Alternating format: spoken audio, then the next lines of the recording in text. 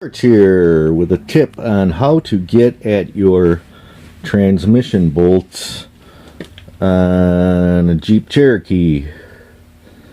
This one happens to be a 2000, but it'll probably work on most models, I would think.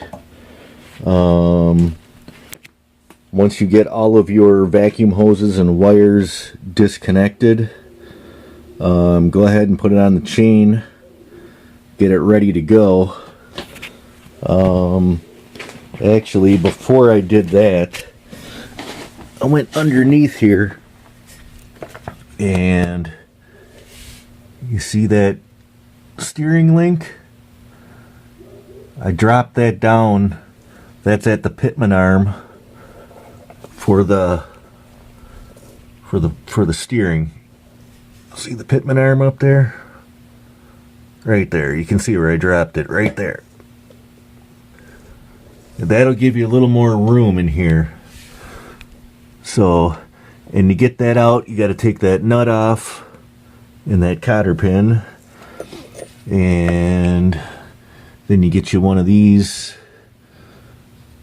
ball joint separators or tie rod end separators. This one's actually a tie rod end separator because it's a little bit smaller. The ball joint one is bigger. You can look at them next to each other. But who knows, you might have a bigger size, but they usually come, I buy them in a kit, and these two came together. So, but I needed the smaller one to get that off of there. You just put that in there. Dang light.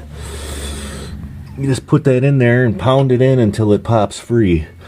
Don't ever hammer on the top of that thread there, because you're going to damage the threads. So make sure you use that tool. But anyway, this will give you a lot of room by dropping down that linkage. And then on your motor mounts, you pull out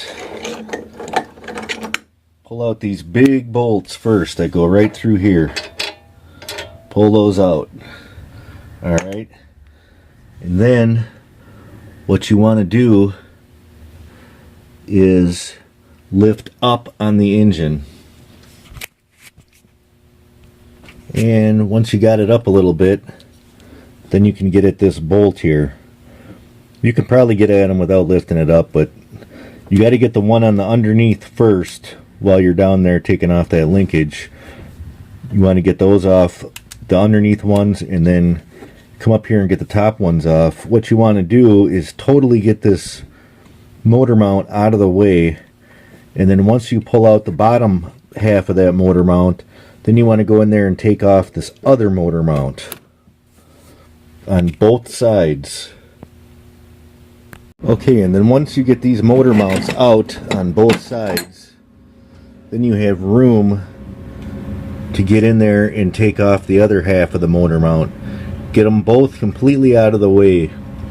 And the other thing I forgot to mention is, before you even start, jack the vehicle up as high as it'll go and put it on jack stands so the body is as high as it'll go, but the suspension is on the floor, because you want as much room between that axle and oil pan as possible. So that's one reason I took out that link off the steering. Okay, so now I got the engine up here pretty high, and I have the motor mounts out on both sides. You see how much room there is to get at that transmission bolts on the top? None. There's only two on the top that you have to get out. There's two little ones on the sides that are screwed into that shield, and you have to get those out. But the only way that I found that you can get at these two top bolts is to do this. Take out those motor mounts, lift it up as high as you can to get the motor mounts out, and then you just lower the engine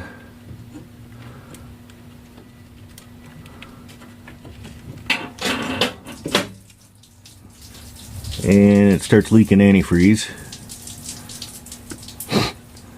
and who knows what else. Then you lower this thing down, leave it on the chain, and that sounds like that's going to be a mess.